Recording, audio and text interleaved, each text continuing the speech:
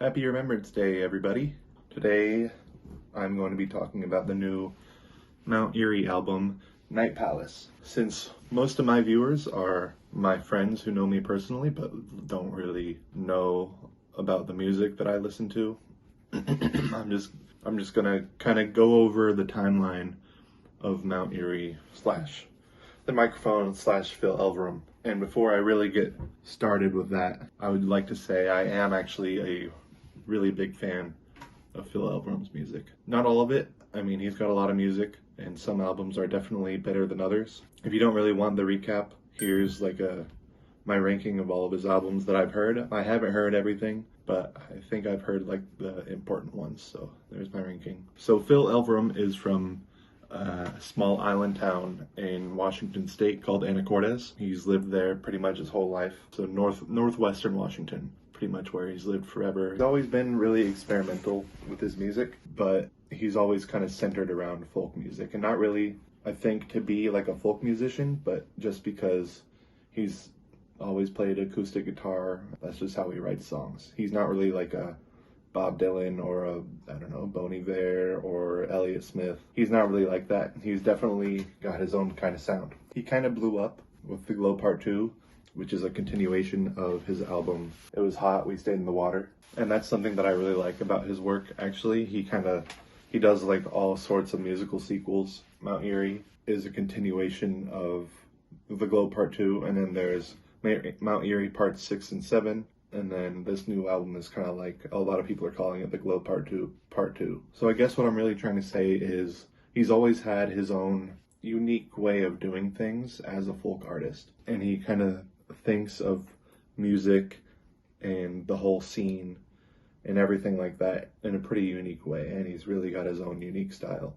which I really like most of the time. All of his work has always featured lyrics dealing with kind of existentialist ideas in the context of the forest and the wind and the universe. He talks about the moon and the sun a lot. So he's never been a stranger to that sort of thing. And that's how his music really was for most of his career up until 2016, 2017, with the release of A Crow Looked at Me, which I do not own a copy of. A Crow Looked at Me is about his wife, Genevieve, who died of cancer. It's one of his most acclaimed albums, no, not quite his most acclaimed, but it's very sad and it's very stripped back. It's just him and a guitar for the most part. There's a little bit of percussion, but it's pretty much just him and a guitar. And the lyrics they still talk about nature, but it's not quite so metaphorical, like cryptic. It's very, very direct. Up until his last release, not Night Palace, up until Microphones in 2020, he kind of stuck to a very like rambly, kind of direct way of writing his songs, which I actually really liked. I'm not that smart, so literal lyrics are great to me. I also thought the things that he talked about were very interesting. And after Microphones in 2020, which is my very favorite of all of his albums, I was really excited to see where he was going to go. I thought some more like electric droney type stuff from this guy would be great. Like, I love his quieter side. I just love the way that A Crow Looked at Me and Now Only Just sound. I really like his quieter stuff, I think. And so with the new album, Night Palace, I was kind of disappointed, actually. The opening track is like this really slow moving, really pretty song with like this electric crackling throughout the whole thing. I was like, hell yeah, we're gonna get some more drone type stuff, lots of really pretty analog distortion, which he is like the master of. And then the first track ended and we got Huge Fire. None of the songs on this album are bad, but to me, they kind of feel like a step backwards and going back to his earlier days, like before the Glow Part 2, and really before even It Was Hot, We Stayed in the Water. To me, it sounds most like Don't Wake Me Up. He's always had an affinity for slacker rock type stuff, and he's released albums like this throughout his whole career, but it really does feel like a step backwards from the more quiet and reserved type stuff it seemed like he was getting into on A Crow Looked at Me, Now Only, and Microphones in 2020. Which, I mean, of course, he can't make an infinite number of albums like A Crow Looked at Me or Now Only. It's just that sonically, to me, this album just wasn't that interesting. It's not like Night Palace is the only song with like electronic crackling type stuff. Soft Air is great. I really love the field recording part of I Heard Whales, I think. Swallowed Alive was really relaxing. Probably his most relaxing song, actually. But most of it is just very straightforward with the returning more poetic kind of lyrics like On the Glow Part 2 or Mount Eerie, which is okay. I mean, it's not like I don't understand what he's saying at all, but I was just kind of disappointed. I guess it's just unrealistic for me to have wished for more things like Microphones in 2020, which is totally one of my all-time favorite albums. I really do.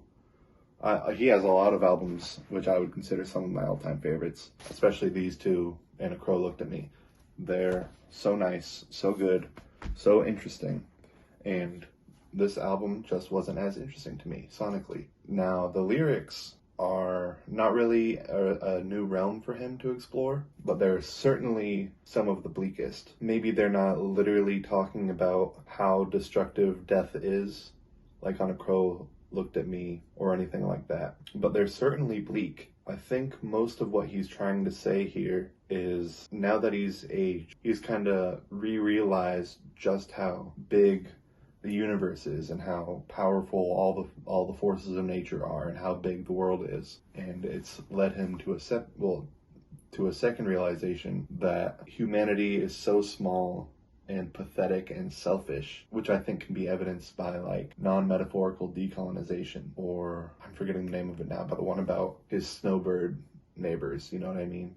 How they leave their lights on year round even though they're gone for half the year, which it kind of makes me feel bad for him. I don't think that you can really be happy if you are constantly thinking about how small you are in the universe. Sure, A Crow Looked at Me is pretty sad, and you really feel bad for Phil, but it kind of ends on a hopeful note. But I feel like with Night Palace, the resolution that he comes to on I Need New Eyes is, this is the way that I see the world now. There is something wrong with me. I could be misinterpreting it, but I think saying I need new eyes, I don't really know how else it could be misinterpreted. I could be totally wrong, but that's just what I feel he's saying. That's pretty much all that I have to say about this. This is where I would place it in his discography. Kind of disappointing, although I know that the disappointment is just because of my personal tastes. If you like this album, that's perfectly fine. I'm not trying to bash anyone who likes it, but I was expecting something else, I guess. I don't know. Anyways, thank you very much for watching, and happy Remembrance Day. Have a good day.